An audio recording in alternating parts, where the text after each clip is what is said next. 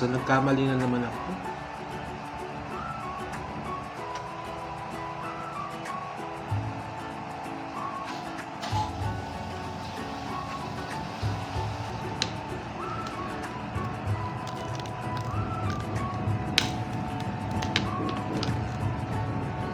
Hello guys! So may pamerienda yung kapatid ko. Ito. Nonos. Hindi ko alam kung donut yan. Hindi ko pa chinek guys. Pero nonos yung tatak niya. And then we got, I think this is milk tea. Ayan, matcha mango. So, I'm not sure what it is. Pero ano siya, may mango tapos milk siguro yan. At saka boba sa ilalim. Okay, so pakita natin.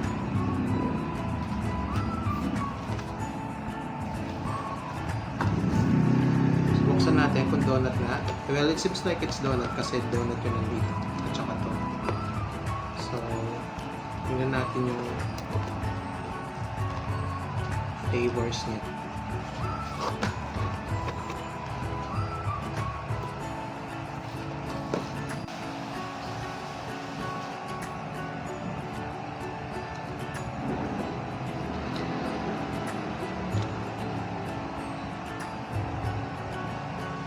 Ayun, so nagkamali na naman ako guys. Di ko na naman napindot yung record. Nagbe-video ako nang hindi nagre-record. Nakakaasar. So tama, donut nga to based dito sa case niya. Donut yung naka-figure. Tsaka dito, Nonos donut siya. And then we got milk tea. Mango flavor. Hindi ko alam kung milk tea o shake lang. Pero I think milk tea tsaka may boba. May pearls eh. Tapos mango yung nakalagay. So, nakain ko na yung isang donut dito, chocolate flavor. Yung chocolate niya hindi yung mga social na lasa na chocolate. Regular chocolate lang siya, parang local chocolate. Tapos meron siyang toppings ng anong tawag doon? Wafer, yung stick ko wafer sa taas. Naubos ko na. Hindi ko nga na-record, nakakasar. Tapos ito yung sinunod ko. So, ititira natin to kasi hindi ko na kaya, masyado matamis. I-ref na lang natin.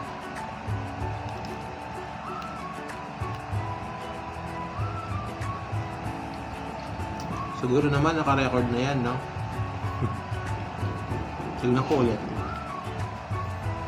Yes, sa wakas naka-record na.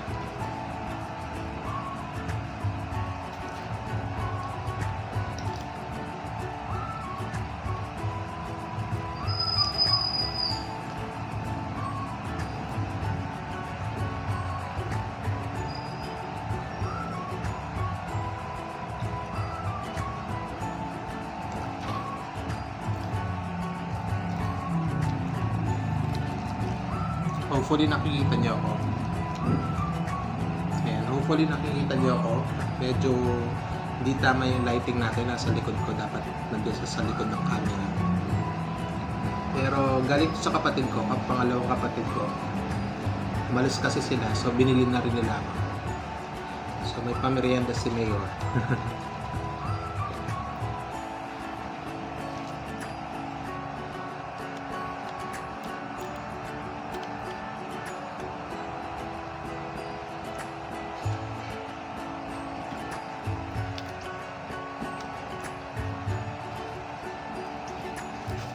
Ito yung cover niya guys. Nonos Donuts.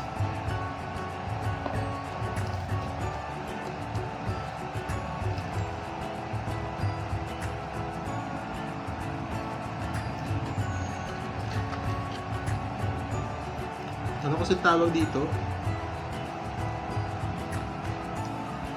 Kalimutan ko.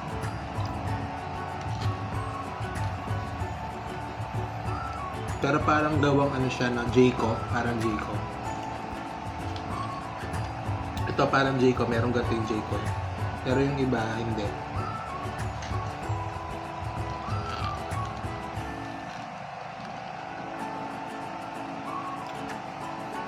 Masyadong malambot yung pagkakaluto ng boba niya. So hindi siya gummy. Ito medyo ano, basta sobrang lambot. Pero masarap naman siya, guys.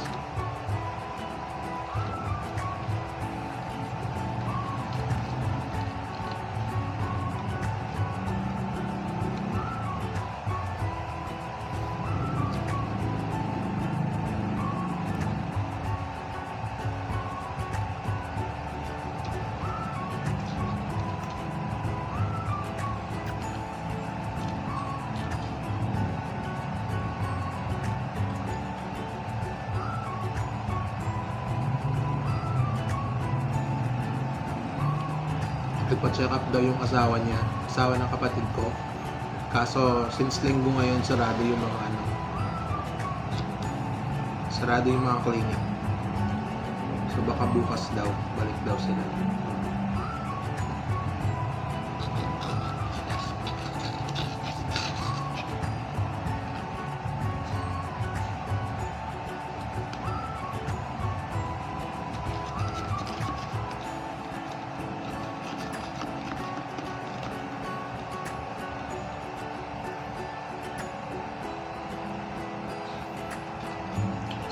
Sarap magmuni-muni niyan sa yung may daan. Tapos tinitignan mo yung mga kotseng dumadaan, mga sasakyan na dumadaan. So Dunkin Donuts sana eh. Kaya dun sa dating mini stop, kaso wala nang mini stop dun eh.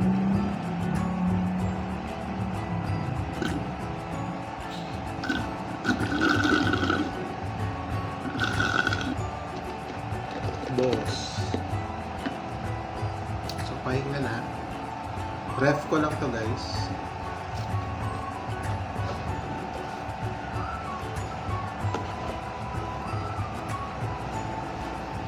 Ref ko to mamaya.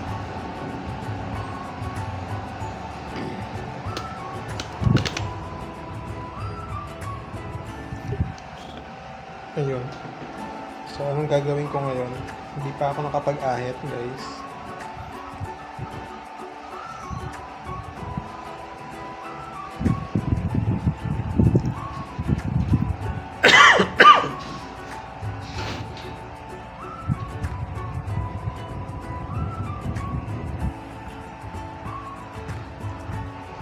Kulang yung video natin, 6 minutes pa lang.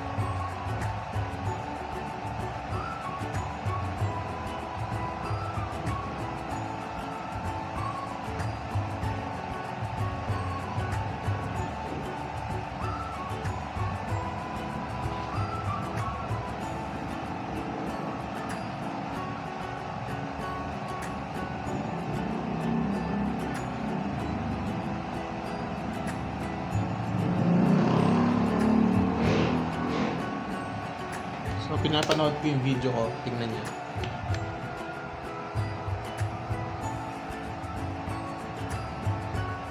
Ay, may hindi nakikita. Maliwanag yung TV masyado. Ayan. So, video ko yan. Yung naka-play sa TV. Yung last video ko yan. Kumain kami sa Minamoto yata, Monimoto. Ewan ko, basta gana. Tapos na libre ako ng isa kong kapatid, yung bunso naman. Ito galing to sa pangalawa kong kapatid. Pero tapos yung sa video, tinibre ako nung bunsong kapatid ko.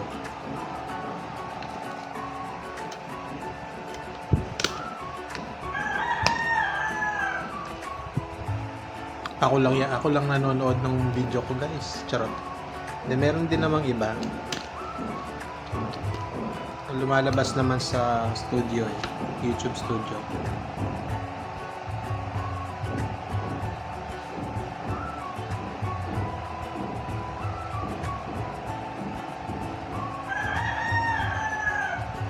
Skip ko lang yung ads.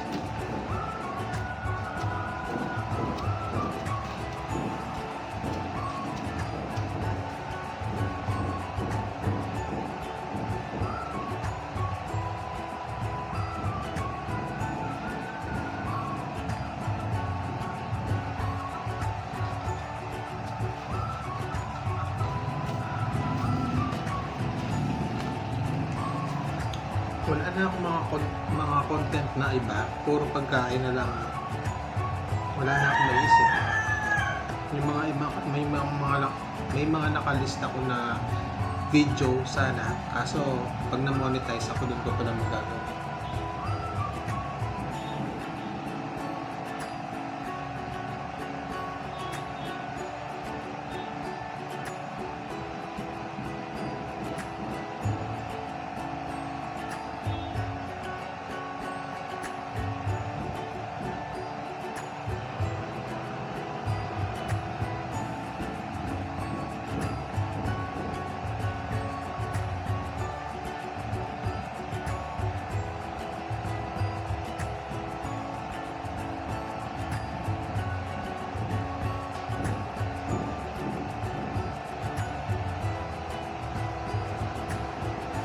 Uulan guys.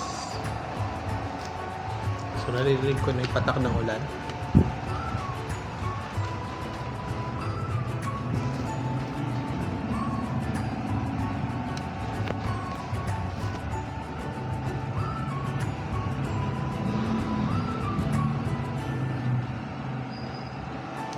Ayan, huminto. Ambon na lang siya. Naging ambon na lang siya guys.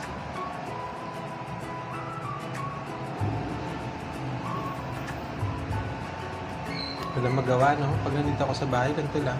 Tanga-tunga nga. Nanonood ng YouTube, nanonood ng TikTok, nagbabrowse ng Facebook. Ayun lang, nagpapatugtog. Nanonood ng movies, Netflix, nanonood ng animes, Korean novela, Korean series.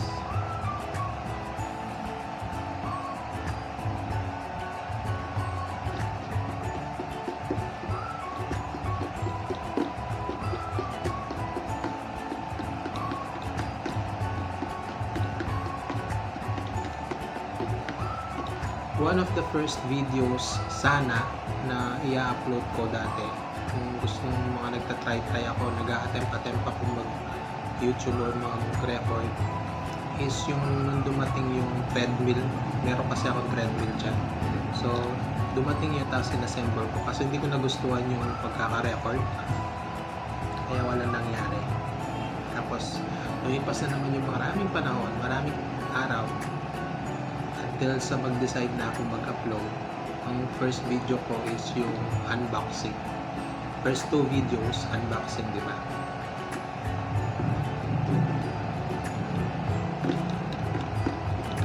May in-order pala ako sa Lazada, yung laptop. Di pa dumarating, so I think bukas pa siya darating. So yun, i-unbox natin. Ano lang siya, generic laptop lang, napakamura. Pero maganda yung specs, i7 siya. Tapos 1TB with 16GB RAM. So hindi na masama, di ba? Yung actually pangalawang buy ko na yun. Yung first buy ko is worth 23k. Tapos nung binili ko siya, may discount siya, 21k ko lang siya nabili. Ngayon, itong bagong darating, 17k, less than 17k yung worth niya. So masyadong malaki yung discount, kaya grab ko na. Sayang naman. Gagamitin ko din kasi yung laptop.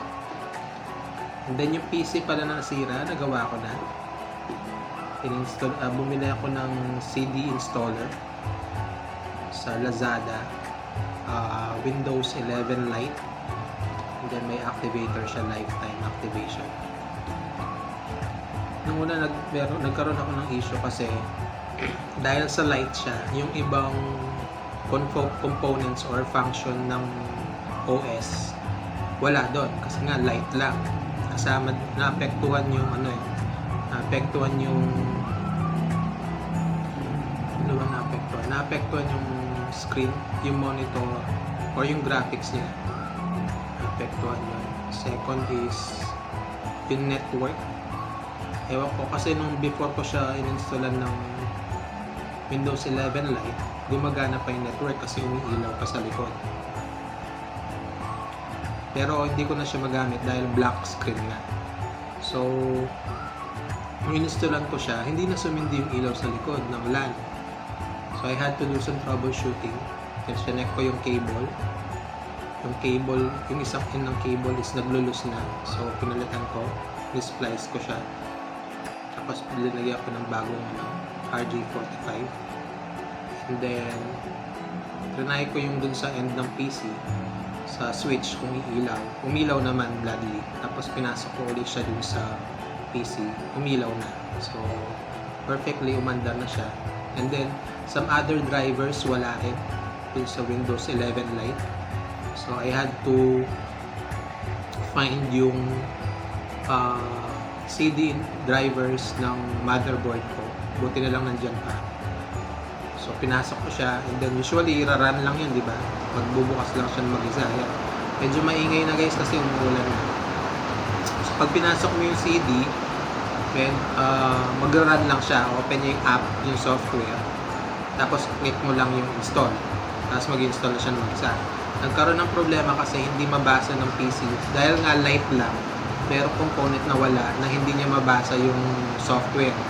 So, I had to browse one by one dun sa mga folder ng installer na CD para hanapin yung drivers. Gladly, pag click mo yung driver, umaandar siya. So, yun nga lang, isa-isa ko bubuksan yung mga folders para makuha ko, ma-install ko yung mga drivers isa-isa. Bago kasi yun, trinay ko rin din-download. Try ako mag-download sa website. Kaso hindi siya umanda. Hindi siya nababasa ng Windows 11 Lite. So, buti nakita ko yung install. Anyway, gumagana na siya. So, all is good. Yan, so umuulan na.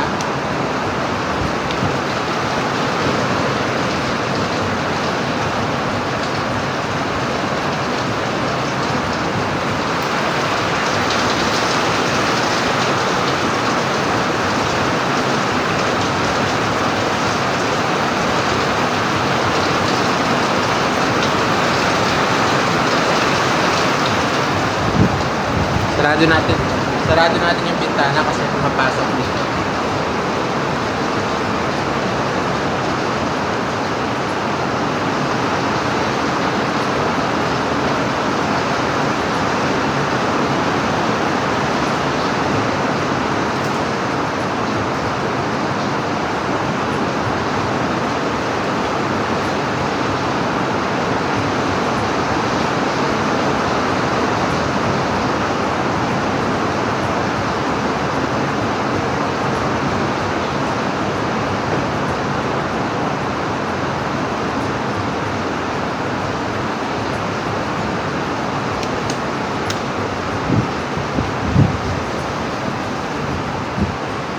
Ayun, so ano pang ikukwento ko sa inyo?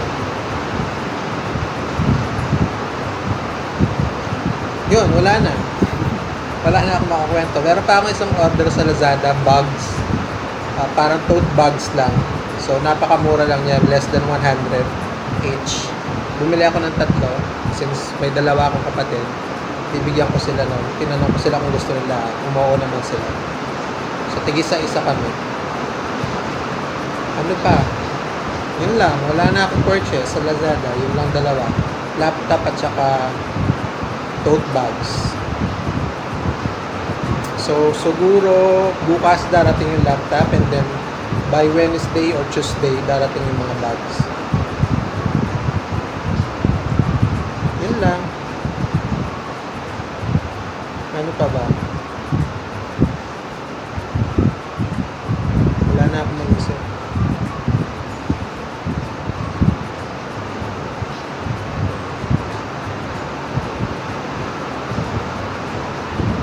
Lang. Thank you so much for watching, guys. Please watch my other videos. Till next time, bye bye.